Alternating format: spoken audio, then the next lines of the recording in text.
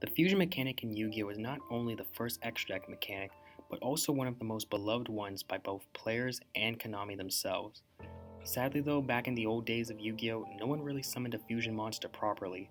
Ironically, the only reason why some fusion monsters saw meta play, like Cyber Twin Dragon, Cyber End Dragon, and most famously Thousand Eyes Restrict, was because you could cheat them from the extra deck with cards like Magical Scientist, Metamorphosis, and Cyberstein, all of which ended up getting banned at some point. So, as a solution, Konami made a card that lets you use monsters from your deck as fusion materials. The card I am talking about is Pre-Errata Future Fusion, and in this video we're going to go over Future Fusion and how it changed the way Konami designed fusion spells. I hope you enjoy. Originally, Future Fusion was meant to be a way to summon fusion monsters easier by using monsters from the deck as materials. However, you had to wait a couple of turns in order to summon the monster. Sadly though, for most cases, people never summoned the monster off of Future Fusion. Instead, they used it as Painful Choice 2.0. There were two decks that used Future Fusion that saw meta play. The GX Era's Machine decks and then the Zexal Era's Chaos Dragons, and those two decks are the ones we'll be focusing on in this video. First, the GX Era's Machine decks. Back then, machines were one of the most powerful typings in the game thanks to Zane Truesdale. Hell, he was even the one that played Future Fusion, so go figure. Anyways, the strategy Future Fusion was mainly used in was the Chimeratech OTK strategy. The plan was to use Future Fusion to dump as many machines into the graveyard, then use Overload Fusion to banish all of them and summon Chimeratech Overdragon, who would probably have at least 8,000 or more attack points. Finally, you just had to attack your opponent's monsters, which Chimeratech had the ability to attack multiple times, so you were probably going to win that game. This strategy actually won the 2007 Shonen Jump Orlando Championship by Paul Lin. If you want more information on how he did it, just go check out Mega Capital G's video called Rusty Bolts. Cap G is one of the people who helps me make these videos, and he goes deeper into how Paul won the Orlando Championship. Link to that will be in the description below. Before I talk about the next deck, I do want to thank Smitty Plays for showing me how this deck works. I haven't played Yu-Gi-Oh! Too much, and I had no idea how Chaos Dragons worked, but Smitty showed me all the combos on his Twitch stream, and if you want to check him out on Twitch, link to that will be in the description. Now on to Chaos Dragons, the deck that ultimately got Future Fusion banned.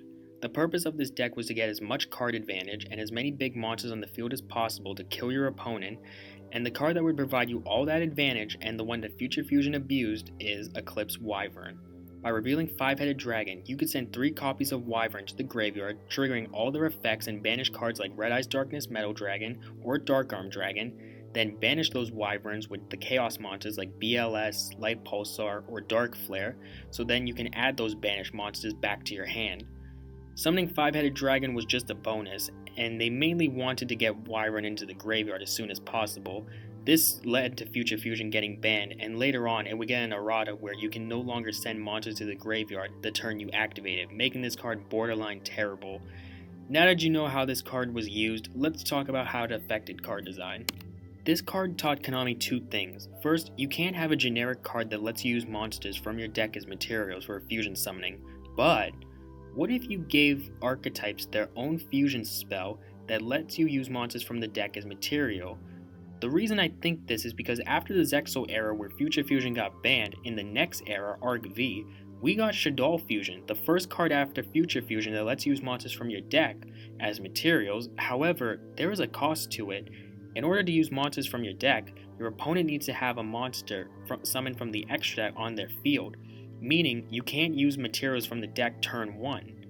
Not just that, but we got so many cards during the Arc V and Reigns era that lets you use monsters from your deck as material. However, each and every one of them has a cost or restriction on them, and you can only use monsters within their archetype as materials. Some examples are Fusion Destiny, Red Eyes Fusion, Ancient Gear Fusion, Neos Fusion, Ostinato, Lunalight Fusion, and etc. Future Fusion is basically the card that inspired Konami to add power creep into fusion spells, and if Konami never implemented this, then a lot of fusion monsters would have been a waste of card design. Rainbow Neos is a living example of that. When he was first released, he was very hard to summon, but he is a really good fusion monster. It wasn't until they made Neos Fusion and Savage Strike when this card finally became playable, and at one point it even became competitive.